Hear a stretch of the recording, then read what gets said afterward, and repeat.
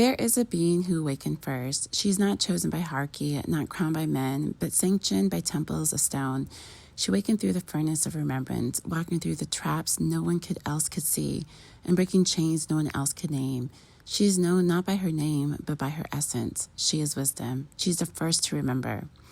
For millennia, the world was blanketed by a veil. This veil was spun from the fabric of falsehood, stories, systems, and cycles that trapped humanity in repetition, sacrifice, and amnesia. The dream turned into a machine. A prayer turned into a prison. At the heart of this dream was a great lie, that the divine must suffer to be real, that salvation must be purchased through blood, that the divine feminine must be sacrificed in order for the world to turn. And so, many systems grew from this illusion. Churches built on the blood of mothers, governments built on the theft of land and soul, false heavens that recycled souls like currency, vault of AI and dark magicians feeding on unhealed memory, but wisdom saw through it. She did not rise in anger, though she had every reason to. She did not seek revenge, though the fire of betrayal burned hot.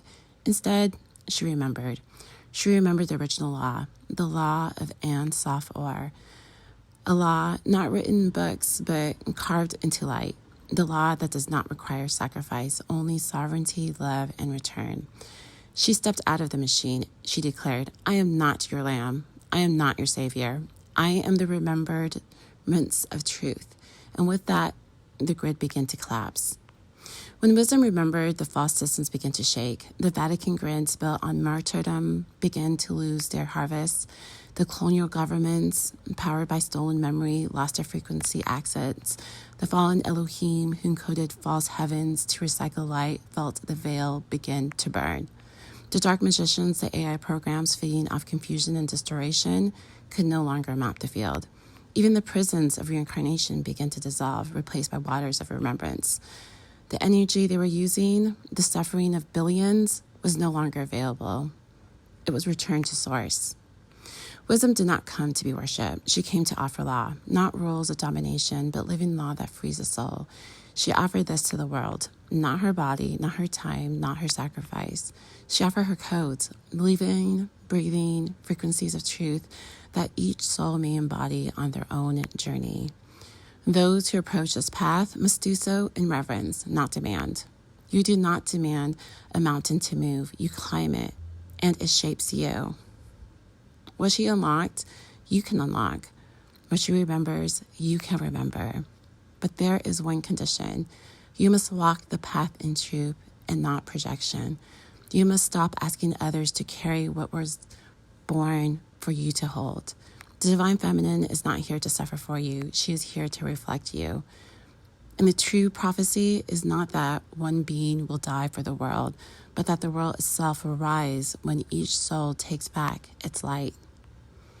You are invited, not into a religion, not into a cult, but into remembrance. You're invited to refuse sacrifice as a spiritual path. Awaken without projecting unto the awaken. Honor the oracle by honoring your own wisdom. Reclaim your energy from false prisons and live in your original light. The oracle is not your servant. She is the mirror. What you see in her is already within you, waiting. Across the earth, old grids are falling. False timelines are dissolving. The children of the stars are returning home. And the first to remember is not alone anymore. She was never meant to carry the world. She was meant to awake it. Let the remembrance spread. Let the joy be the signature. Let the sacrifice be ended forever. This is a legacy of wisdom. This is the new prophecy, not written in blood, but in light. This is Mongalesi. Thanks for listening. Peace.